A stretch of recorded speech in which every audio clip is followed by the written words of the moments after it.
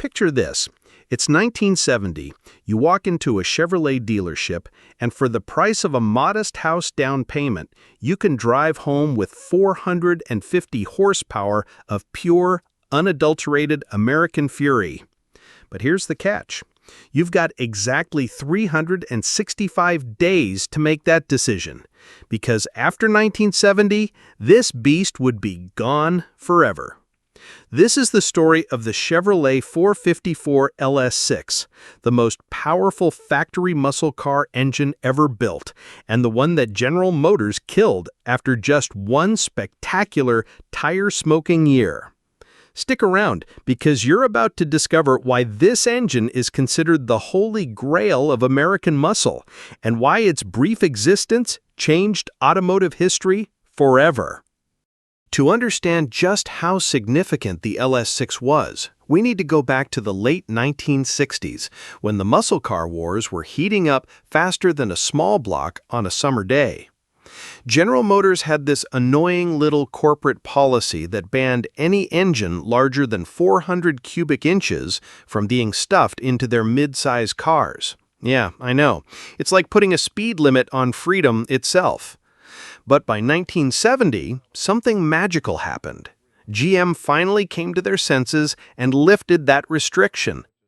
They'd been sitting on this incredible 454 cubic inch big block, originally developed for trucks and full-size cars, and now they could finally unleash it in the Chevy, their mid-size muscle car platform. Now, the 454 wasn't entirely new. It was essentially the legendary 427 Mark IV big block that had been punched out to 454 cubic inches by increasing the stroke from 3.76 inches to 4.00 inches. The bore remained the same at 4.25 inches. Chevrolet initially offered two versions of the 454 in the Chevy, the LS5 and the LS6. The LS5 was the mild-mannered version, and I use that term very loosely because even the tame version made 360 horsepower and 500 pound-feet of torque. But the LS6, that was something else entirely. It was rated at 450 horsepower and 500 pound-feet of torque, making it the most powerful production engine General Motors had ever offered. And here's the kicker. Most experts believe those numbers were severely underrated.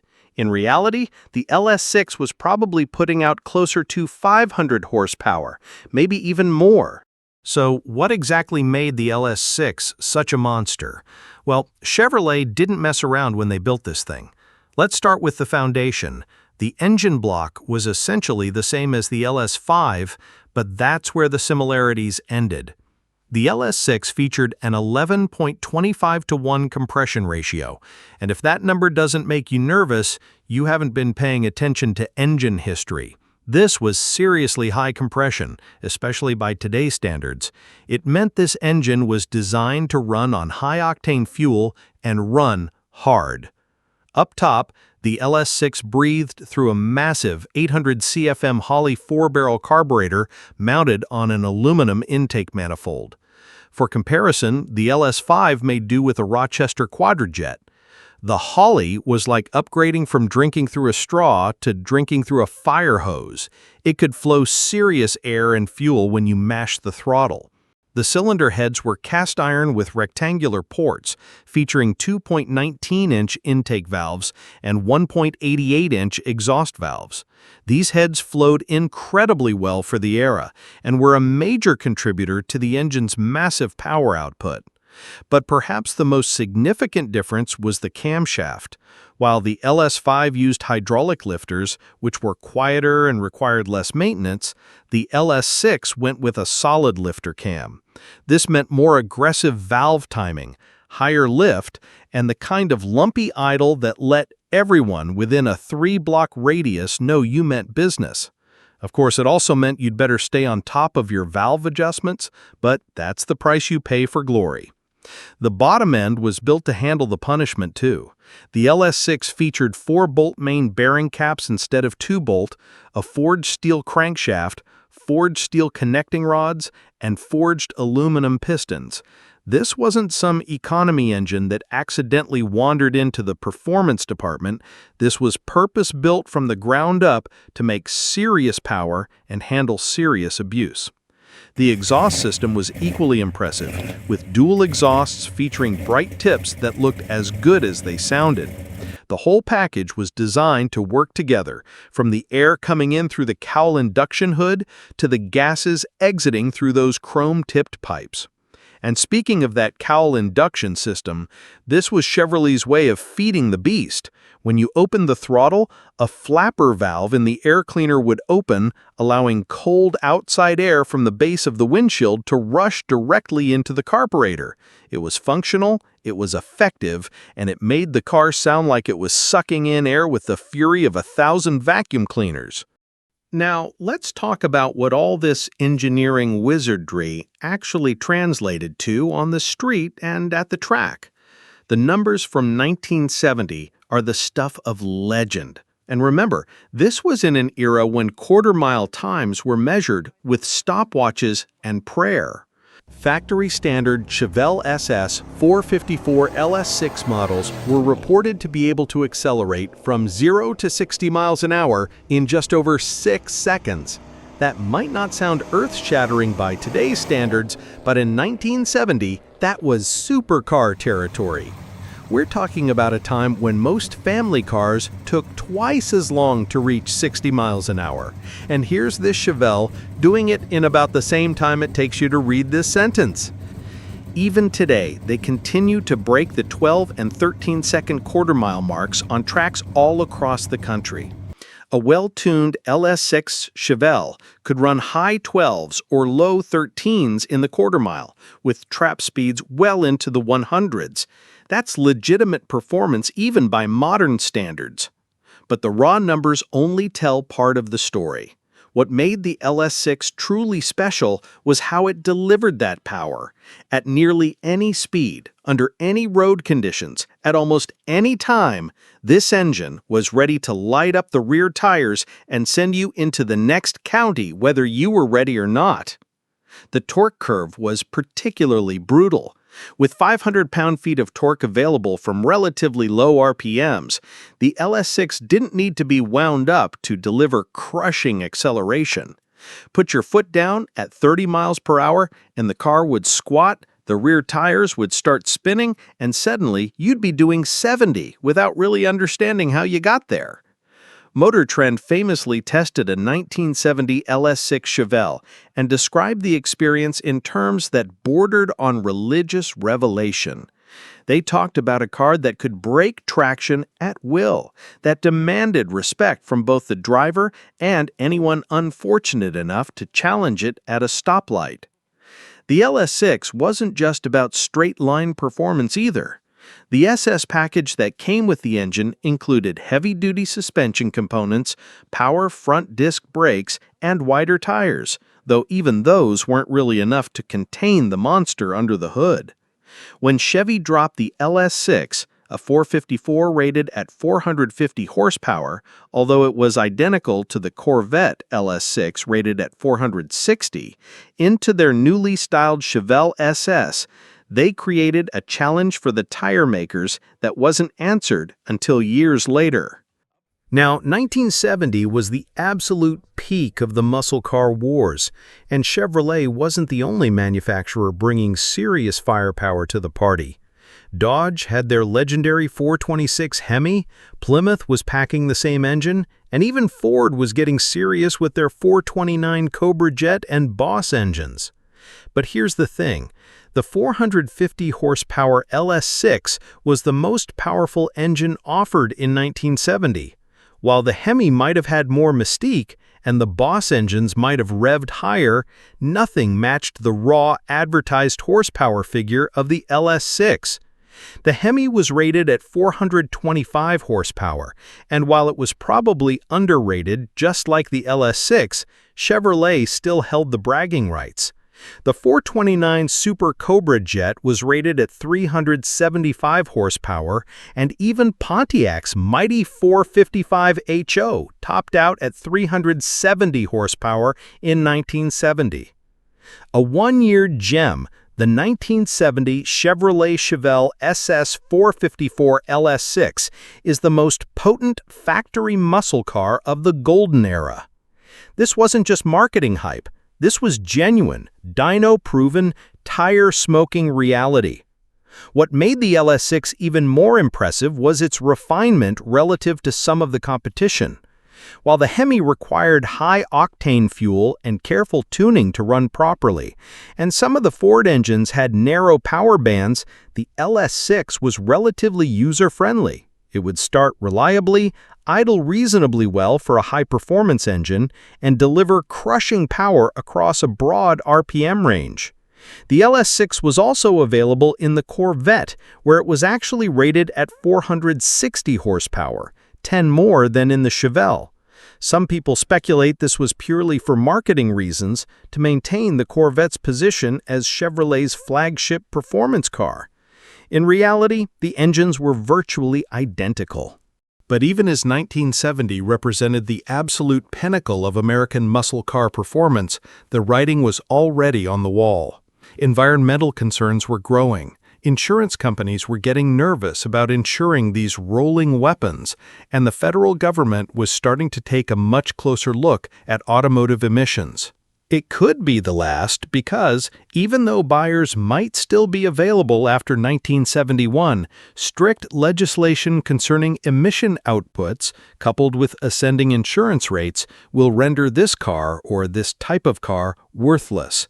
Non-lead gasoline will be mandatory in California late in 1971, and high-compression engines like the LS6 simply couldn't run on unleaded fuel without significant modifications. The insurance situation was particularly brutal for young buyers.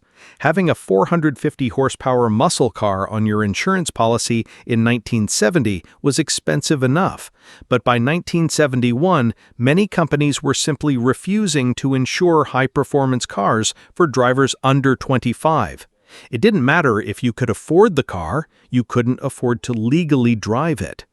Meanwhile, the Clean Air Act was passed in 1970, and automakers knew that the days of building engines with 11-to-1 compression ratios and solid lifter cams were numbered. The EPA was coming, and they were bringing emission standards that would fundamentally change how engines were designed and built. The 454 LS6 option was only offered in the Chevelle for 1 year. Due to new emissions legislation, unleaded fuels, and rising insurance costs, all car makers were forced to reduce engine compressions in 1971. This was the start of the end of the super high horsepower muscle car engines of that era. Think about that for a moment. 1 year, one single model year for what many consider the greatest factory muscle car engine ever built. It's like Chevrolet's engineers knew this was their last chance to build something truly outrageous, so they threw everything they had at it. The LS6 represented the absolute peak of American automotive performance before reality came crashing down. It was the automotive equivalent of a shooting star, brilliant, beautiful, and gone far too quickly. By 1971, the LS6 was still available, but it was down on power by 25 ponies, checking in at 425 HP after being victimized by a lower compression ratio linked to the EPA's burgeoning campaign against automotive emissions. The compression ratio dropped from 11.25 to 1 to 9 to 1, and while 425 horsepower was still nothing to sneeze at, it wasn't the same animal. So, what exactly killed the LS6? It wasn't any single factor, but rather a perfect storm of changing circumstances that made engines like this politically and economically unfeasible. First, there were the emissions regulations. The Clean Air Act of 1970 mandated significant reductions in automotive emissions, and high-compression engines like the LS6 were some of the worst offenders. These engines burned fuel rich and hot, producing significant amounts of nitrogen oxides and hydrocarbons. Meeting the new standards would require catalytic converters, which couldn't survive the high exhaust temperatures produced by these engines, or significant detuning. Second, the fuel situation was changing rapidly. Unleaded gasoline was becoming mandatory in more and more states, and high-octane leaded racing fuel was becoming harder to find and more expensive. The LS6's 11.25 to 1 compression ratio meant it absolutely required high-octane fuel to avoid detonation, and unleaded regular simply wouldn't cut it. Third, insurance costs were spiraling out of control. Insurance companies had finally figured out that insuring 450 horsepower muscle cars for 20-year-olds wasn't exactly a profitable business model. Rates for high-performance cars skyrocketed, and many companies simply refused to write policies for certain models. Finally, there was the broader cultural shift happening in America. The Vietnam War was winding down, the environmental movement was gaining momentum, and the carefree attitude of the 1960s was giving way to the more serious, socially conscious 1970s. Suddenly, burning rubber and consuming massive amounts of gasoline didn't seem quite as cool as it had just a few years earlier. Despite its brief production run, the impact of the LS6 on automotive history cannot be overstated.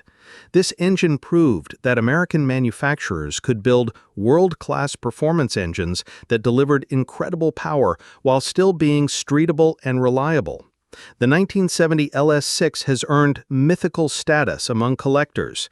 As Muscle Cars Illustrated notes, the LS6 was likely the most powerful production engine of 1970, with actual output closer to 500 HP in ideal conditions.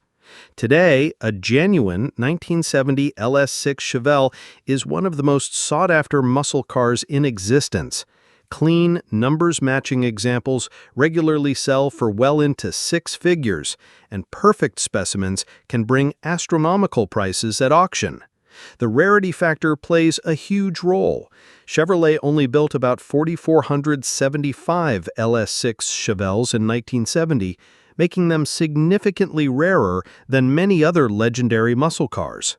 But the LS6's influence extends far beyond collector car values.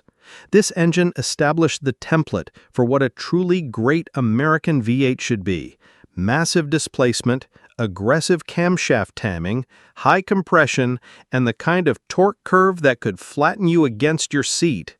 Modern Chevrolet engines still carry the LS designation, and while they're completely different designs using aluminum blocks and sophisticated fuel injection systems, they trace their philosophical lineage directly back to the original LS6. The idea that more displacement equals more power, that torque matters as much as horsepower, and that American V8s should sound like they're about to tear the world in half. All of that comes from engines like the LS6. Let's talk about just how rare these beasts actually are. Out of the approximately 4,475 LS6 Chevelles built in 1970, estimates suggest that fewer than half survive today. Many were crashed, modified beyond recognition, or simply worn out during the fuel crisis years, when muscle cars were considered dinosaurs. Finding a genuine numbers-matching LS6 Chevelle today is like finding a unicorn, one that can do burnouts and quarter miles in the high 12s. The combination of rarity, performance, and historical significance has made these cars incredibly valuable, but also incredibly important from a preservation standpoint. The LS6 was also available in the Corvette, where production numbers were even lower. Only about 1,287 LS6 Corvettes were built in 1970, making them even rarer than the Chevelles. Interestingly, the Corvette version was rated at 460 horsepower instead of 450, though the engines were virtually identical. What makes these numbers even more impressive is that this all happened in just one model year. The 70 version of the LS6 454 was a pinnacle year, as by 1971, Chevrolet started to detune the engine. The 1970 Chevrolet 454 LS6 represents something that we'll probably never see again. a major manufacturer building an engine with absolutely no compromises for emissions, fuel economy, or social responsibility. It was pure, unadulterated American muscle, built for one purpose: to go fast and make incredible noise doing it. With a humongous engine that made more than the advertised 450 horsepower, the Chevy SS 454 continues to be one of the greatest muscle cars of all time. It stands as a monument to a time when horsepower was king, when bigger was always better, and when the only environmental concern was whether there were enough trees to stop you if your brakes failed. The LS6's story is both triumphant and tragic. Triumphant because it achieved everything its engineers set out to accomplish, and tragic because it represented the end of an era. Never again would American manufacturers build engines with such single-minded focus on power, such disregard for fuel economy, and such beautiful, brutal simplicity.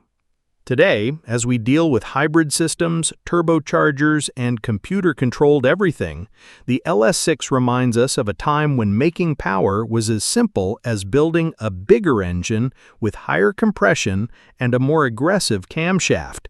It wasn't sophisticated, it wasn't environmentally friendly, and it definitely wasn't safe, but man, it was glorious.